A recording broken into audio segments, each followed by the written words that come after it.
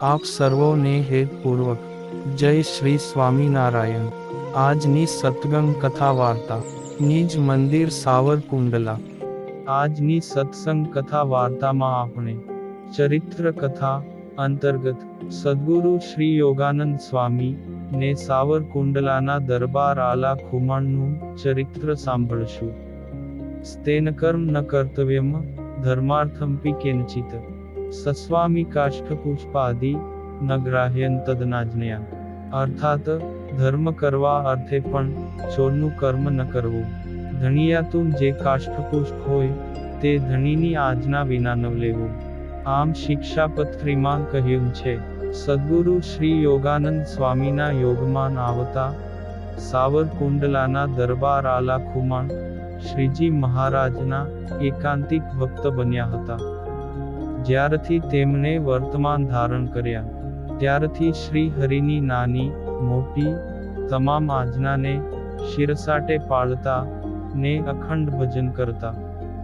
એક સમયે આલા ખુમાણની કુહાડીનો હાથો ભાંગી જવાથી સંકલ્પ કરતા હતા કે હાથો કાપી આવવો છે। એવા સંકલ્પથી રાતે સૂતા પછી સ્વપ્ન આવ્યું। તેમાં તેઓ ઘોડે ચઢીને સીમમાં કુહાડીનો હાથો કાપવા જતાં રસ્તામાં તૈયાર હાથો દેખાયો।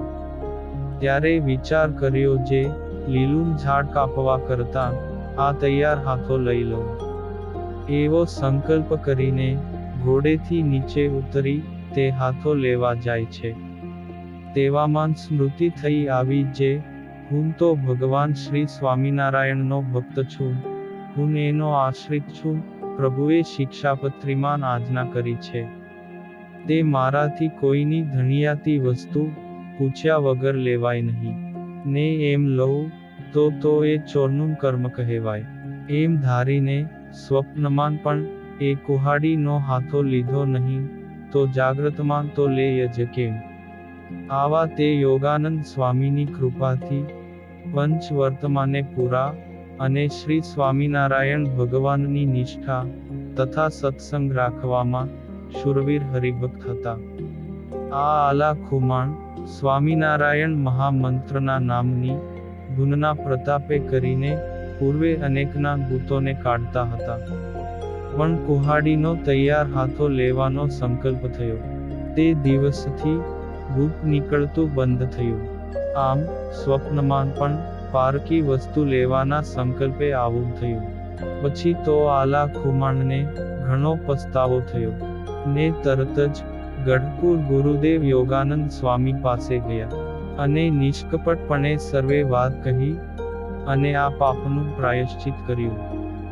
તેથી ગુરુકૃપાથી પ્રથમથી પણ સવાઈ શક્તિ તેમનામાં આવી અને સંસારમાં રહ્યા થકા પણ જનક રાજાની જેવા નિર્મોહી અને નિર્બંધ બનીને રહ્યા। પછી તો આલા ખુમાણ કાયમ મંદિરમાં રહીને જ ભજન સ્મરણ કરતા ધર્મનિષ્ઠામાં પૂર્ણ હતા તથા શ્રીજી મહારાજનો અને સંતોનો પૂર્ણ વિશ્વાસ હતો।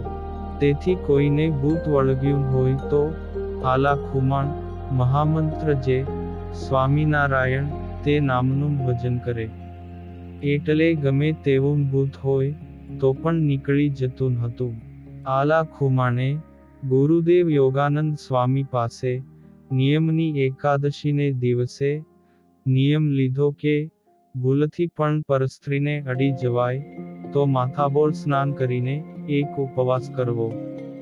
એક સમયે તેમના વિધવા ફોઈ તેમને મળવા આવ્યા હતા। તેમના સમાચાર સાંભળીને આલા ખુમાણ મંદિરમાંથી પોતાને ઘેર આવ્યા।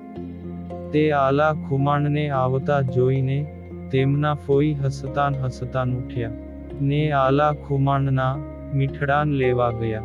ત્યાં આલા ખુમાણ કહે જે ફઈબા એટલે જ આઘેરાક ઊભા રહીને મને જય સ્વામિનારાયણ કહો, કારણ કે મેં મારા ગુરુ પાસે નિયમ લીધું છે તેથી પરસ્ત્રીને અડતો નથી।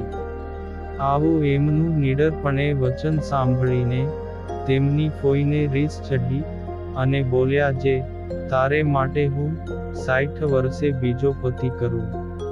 એમ કહીને આલા ખુમાણને કેટલાક કડવાન વચન કહ્યા, ને તેમને ઘેર ન રોકાતા જેમ આવ્યા હતા તેમજ તુરંત પાછા ચાલ્યા ગયા. તો પણ ટેકીલા અને નિષ્ઠાવાન આલા ખુમાણે તેમને ત્યાં રોકવાની જરા પણ તાણ્ય કરી નહીં. ને પોતાના અંતઃકરણમાં ઘણા જ ખુશી થયા જે કોઈનું હવે મોઢું જોવું મળ્યું. પોતાનો કોઈ પરસ્ત્રી બાઈને ન અડવાનો નિયમ શેષ જીવનભર નીડરને નિધડકપણે સાચવ્યો. તેથી શ્રીજી મહારાજ એમના નિષ્કામીપણા ઉપર અતિ પ્રસન્ન થયા. ને આલા ખુમાણે જ્યારે દેહ મૂક્યો ત્યારે તેમના ભાઈ દાના ખુમાણ તથા બીજા કેટલાક હરિભક્તોને મહારાજે દર્શન આપ્યા.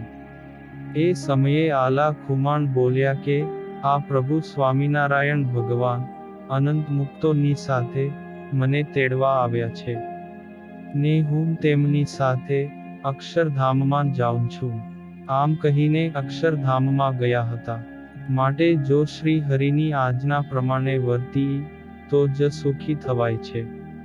અને હવે પછીની કથા વાર્તા આપણે આગળના ભાગમાં સાંભળશું. અત્યારે આપ સર્વોને ભાવથી જય શ્રી સ્વામિનારાયણ.